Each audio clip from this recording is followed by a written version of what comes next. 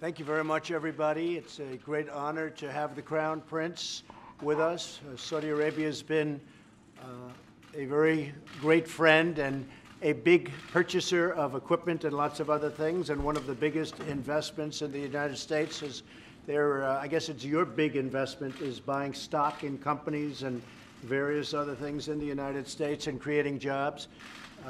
We've become very good friends over a fairly short period of time. I was in Saudi Arabia in May, and we are bringing back hundreds of billions of dollars into the United States, and we understand that, and they understand that. Some of the things that have been approved and are currently under construction and will be delivered to Saudi Arabia very soon, and that's for their protection. But if you look in terms of dollars, $3 billion, $533 million, $525 million. That's peanuts for you. Should have increased it. $880 million, $645 million, $6 billion. That's for frigates. $889 million, $63 million, and that's for various artillery. Some of the things that we're now working on, thanks, and that have been ordered and will shortly be started in construction and delivered. THAAD system, $13 billion. The C-130 airplanes, the Hercules, great plane, $3.8 billion. The Bradley vehicles, that's the tanks, $1.2 billion. And the P-8 Poseidons, $1.4 billion. And what it does is it really means many, many jobs. We're talking about over 40,000 jobs in the United States. So we make the best equipment in the world. There's nobody even close. And Saudi Arabia is buying a lot of this equipment, and a lot of people are at work making the equipment, not only for us, because we, as you know, we're getting a $700 billion military proposal, and that's even a lot for you guys. But we're getting a $700 billion military plan this year, and 716 will be next year, $716 billion. So we really have a great friendship, a great relationship. I would really have to say the relationship was, to put it mildly, very, very strained during the Obama administration. And the relationship now is probably as good as it's really ever been. And I think we'll probably only get better. Tremendous investments made in our country, and that means jobs for our workers, jobs for our people. Also defense. We're talking about defense, and we're working very hard with Saudi Arabia, and they're also footing a big part of the bill for defense. The whole Middle East. We know what's happened in the Middle East, and it has not been a pretty picture for the United States or for anybody. And a lot of things are changing, and they're changing very rapidly. As you know, ISIS is now, we've recaptured almost 100% of the territory, as you probably have heard, before anybody. But we've captured close to 100% of the territory held by ISIS.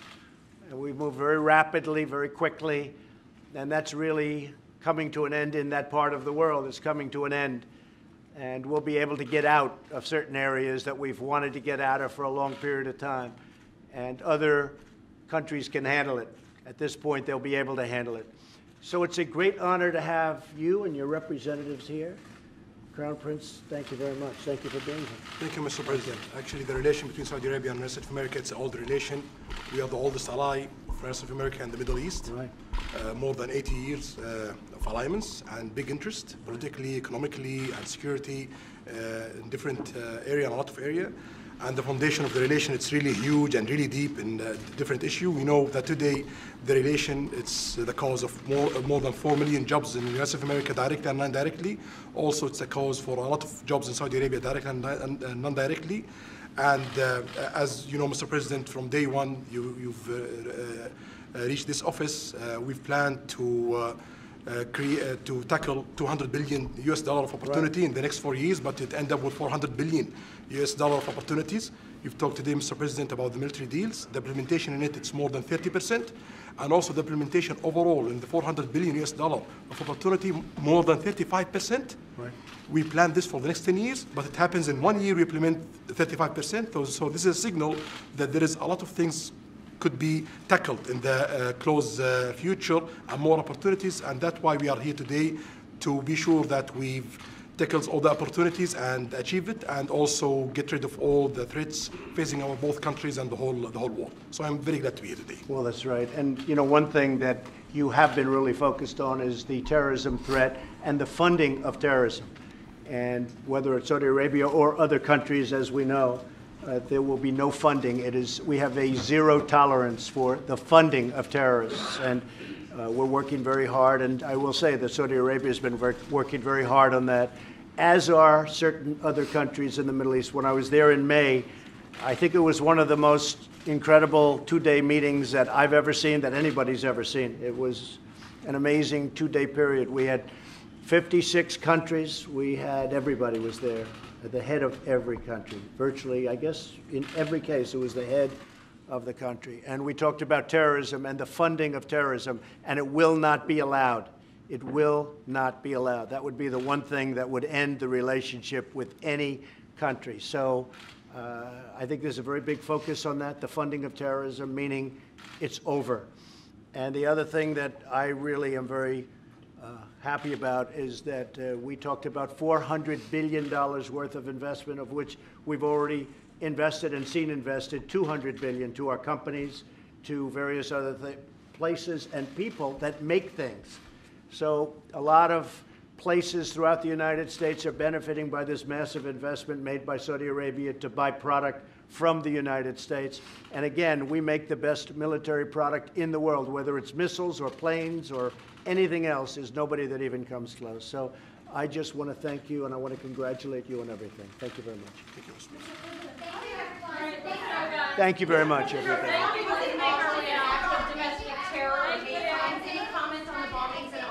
It's terrible. The bombings in Austin are terrible. Local, state, and federal are working hand in hand to get to the bottom of it. This is obviously a very, very sick individual, or maybe individuals. These are sick people, and we will get to the bottom of it. We will be very strong. We have all sorts of federal agencies over there right now. We're searching. What's going on in Austin, a great place, a tremendous place, is absolutely disgraceful. So we have a lot of power over there. We're looking. It's not easy to find. But these are sick people, and we have to find them as soon as possible. We have to find them really immediately. I will say, working with Texas, working with the local governments has been great. But we have to produce, we have to find this very sick person or people. Thank you all very much.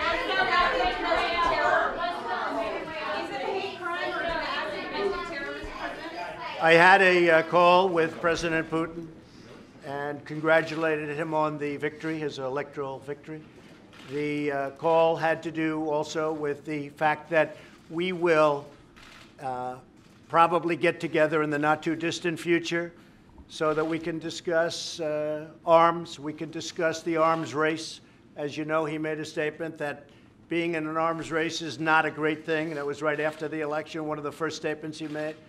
And we are spending $700 billion this year in our military, and a lot of it is that we are going to remain stronger than any other nation in the world by far. We had a very good call, and I suspect that we'll probably be meeting in the not-too-distant future to discuss the arms race, which is getting out of control, but we will never allow anybody to have anything even close to what we have, and also to discuss Ukraine and Syria and North Korea and various other things. So I think probably we'll be seeing President Putin in the not-too-distant future. Well, we're going to see what happens. The Iran deal is coming up. It's probably another month or so, and you're going to see what I do. But Iran has not been treating that part of the world or the world itself appropriately. A lot of bad things are happening in Iran. The deal is coming up in 1 month, and you will see what happens, okay? Your Royal Highness, should the president pull out of the Iran deal? Well, we'll talk about that today. Okay, thank you very All much, right, everybody. everybody, let's make your way.